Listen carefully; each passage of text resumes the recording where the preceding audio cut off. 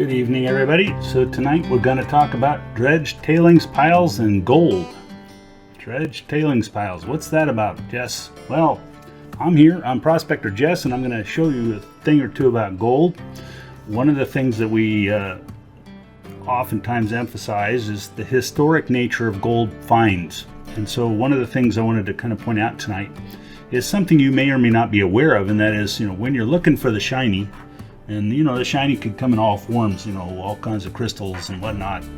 Could comes in mineralizations, chalcopyrite here, or it could come in gold itself, the shiny.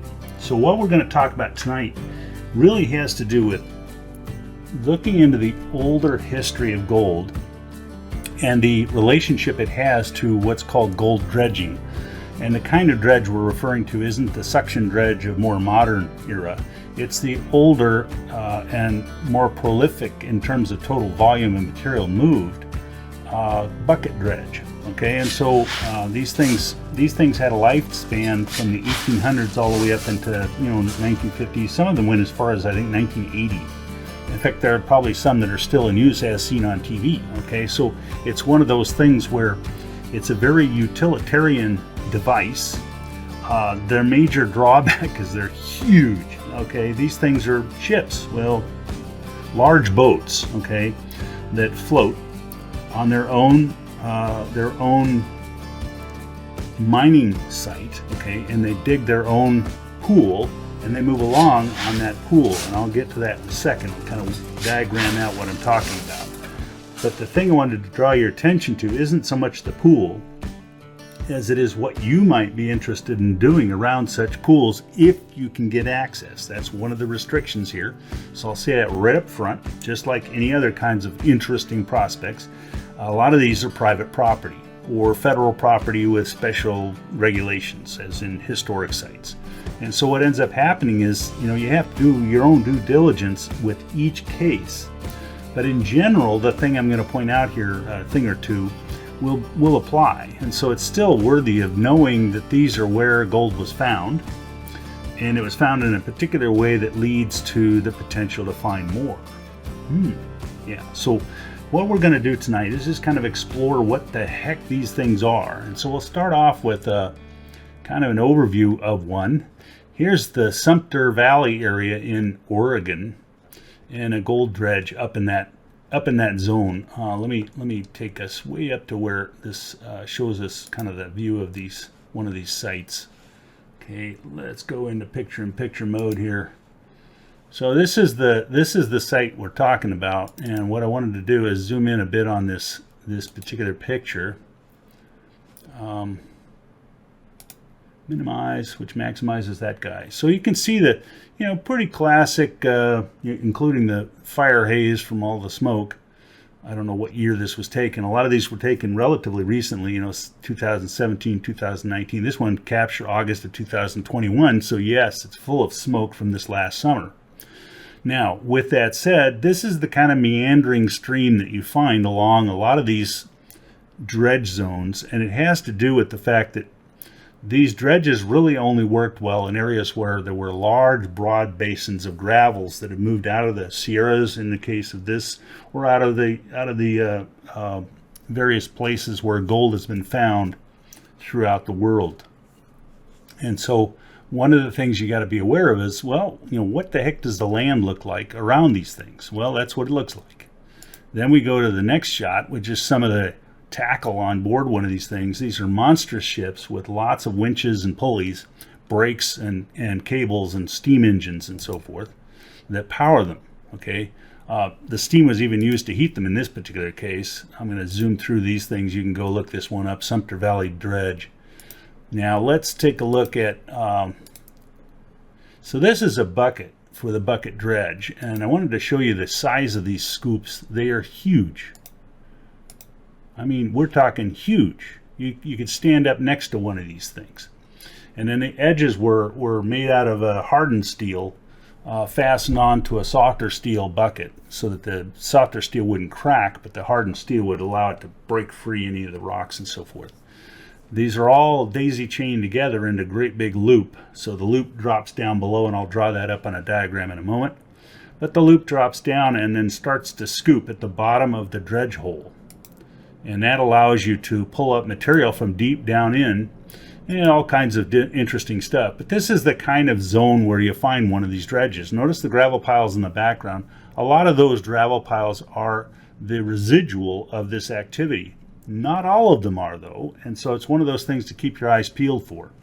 The original piles were there, they were just not quite as neatly distributed, and that's the telltale here, is you'll find these gravels along these river basins throughout the world, especially in the West, where we have all kinds of activity due to the uplift of mountains in the background. And so what happens here is this is an opportunity for someone to dig in and dredge out material, and in this case they dug in and dredged out huge amounts of material using one of these bucket dredges. And now I'm going to go segue over to my drawing board for a moment and kind of give you a diagram of what we're talking about. So essentially what we start with is a pool that forms our dredging hole, so to speak. We just make it kind of a pan there. And then on each end of the pool are two sets of material. Okay, we're essentially going to be digging into and moving material from the ancient gravel beds over here, drawn in brown, and then we're going to be piling them over here into heaps. Now these heaps are stacked in a particular way, and we'll get to that in a second, but they overlap a little bit, and because of the nature of the boom arm on these things, where the exit gravels went out, this boom arm would swing back and forth, just streaming out a steady pile of gravel in a nice long arc, okay, sort of little crescents. And then the thing would move forward as it dug another hole, and then it would swing and tilt all the material, and then it would move, okay. And so that movement process looks something like this. I'm going to draw the dredge itself in red.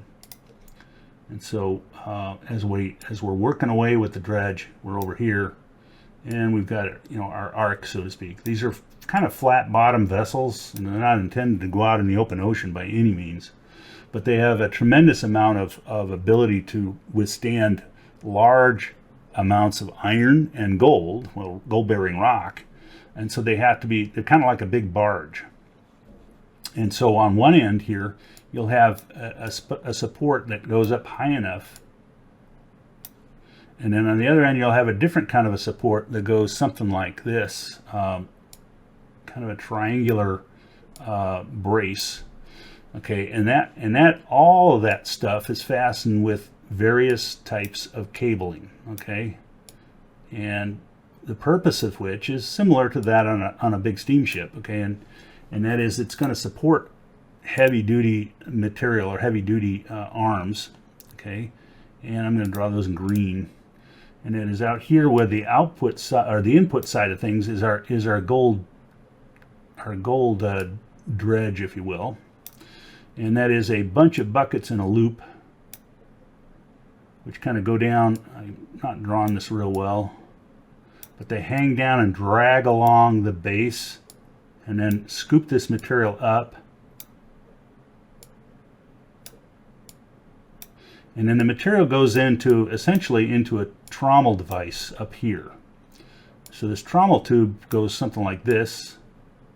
Material enters, and as we talked before, first material screened out is the smallest, and then it goes to larger and larger and larger, and then at the very end goes the exit material. And this other stuff goes down into the innards of the machine and is sluiced down here for gold. I'm going to paint that in gold. So that's your gold separation via sluice box, and it too exits out this back end, but it's different material. It's more like sands. This big stuff, on the other hand, big gravel, I'm going to paint in purple or pink, and it comes out here, and it essentially starts to stack up down here and gets conveyed out via a conveyor belt that goes out on a big long boom arm out here and gets transferred one boulder at a time, one cobble at a time, one pile of sand at a time. This is all material that's basically deemed not worthy of separating by sluice. Now here's the big deal. Because it passed a sieve, okay, So it really didn't get run through the sluice box if it was larger than a certain size. So there's one criteria. And two, it may have had inefficiencies on the way that cause it, because the additional material from this output of the sluice box is also going to go up into here, okay, and get sent out and stacked on top of this via this boom arm that's spraying all kinds of exit material, gravel, sands, and so forth, into these nice, neat arc-shaped piles. And I'll show you that stuff in a second. So the essence is any gold that is found in this zone over here, let's say there's layers of gold here. I'm going to paint it gold. So layers of gold over here will get deposited, hopefully, if you do it right, mostly into the sluice, the golden area in the center of this machine. And then the remaining materials will all get deposited into these rock piles. And so essentially they're going to be transferred up these belts and over it goes into the rock piles. Now, what that means is everything works great on paper, except that when things are not efficient, or when there's a piece that's caught into a larger cobble, okay, as in some kind of a gold float that has gold trapped into it, that stuff will also be buried inside these piles. Now, you know, they would be checking to see, but in reality, there's only so much you can do. So in essence, there's gonna be, if there's gold in here, there should be gold out here as well. Less, because they removed gold from in between, and typically they removed it in an efficient manner, so they removed most of it. But here's the telltale. They probably missed some, and what they missed is probably big. Big gold. So here's the hint for tonight. If I find that I have big gold that's missing, what do I use to detect that? Oops, I gave it away. Okay, a metal detector. But it's got to be able to go down deep, because these piles are huge. Now let me show you a little bit about what I mean by that. So this is an area in Sumter, Oregon that has these piles, okay? And I'm going to try to see if I can get it to show us a couple pictures of those things. Steam trains notwithstanding. So you see the output over here. You know, this is the output in this region right here. And this is the big, huge intake bucket dredge. Now the actual scraping goes from down below. So the exit buckets are coming down under the water and going along the bed and then coming back up this way. Okay, that's the way this thing works. So you only see one half the belt. The belt is fairly long and big and heavy. Hence all the heavy hardware to hold it up. Now, with that said, if we scoot along here, we look, you can start to see the gravel piles over here. Okay, and that chunk of gravel shows up. Let's see if I can do this right. In these piles right along in here, okay, and in a long arc. Notice the people on this historic landmark standing on the edge of this dredge. So you can see these piles are tall, really tall. Okay, they're as tall as the dredge is. Okay, and so what happens is this thing is going to be a fair amount of overburden, if you will. But that doesn't mean they aren't worth going after to look at if you can get access. And that was the thing I pointed out earlier.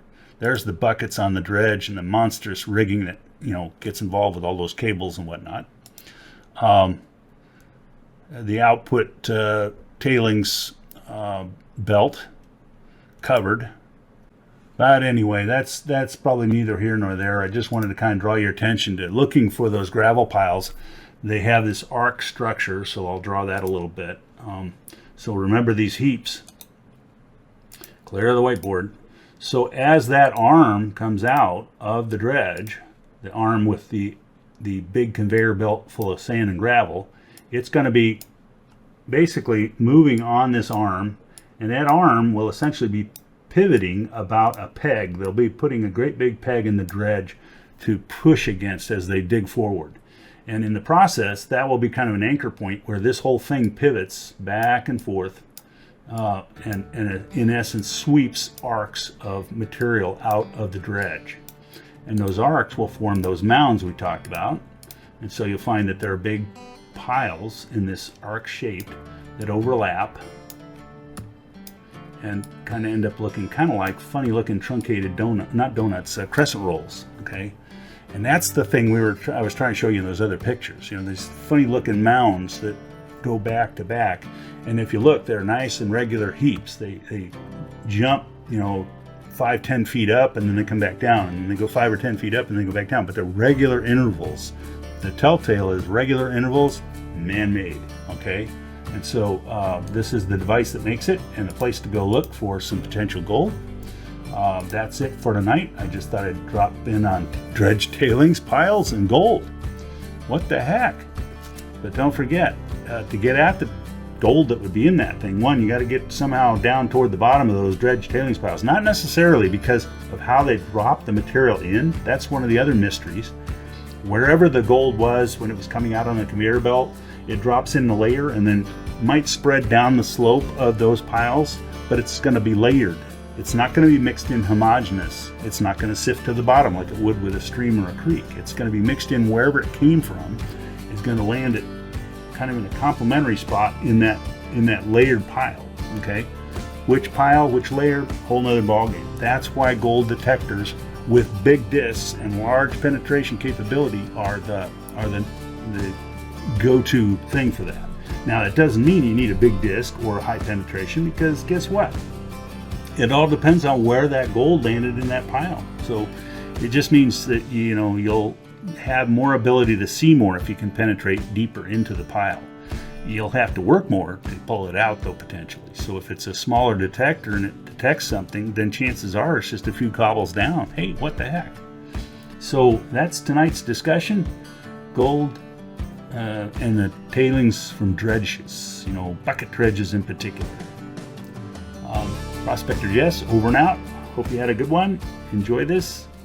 Let your friends know and share. And don't forget to check out the 2020 prospecting report over on sourdoughminer.com. It's another place to get a head up on this year's gold. 2022 is here, and we are going to go find gold this year, right? Right. So that's the deal. Good prospecting. Good night. Take care.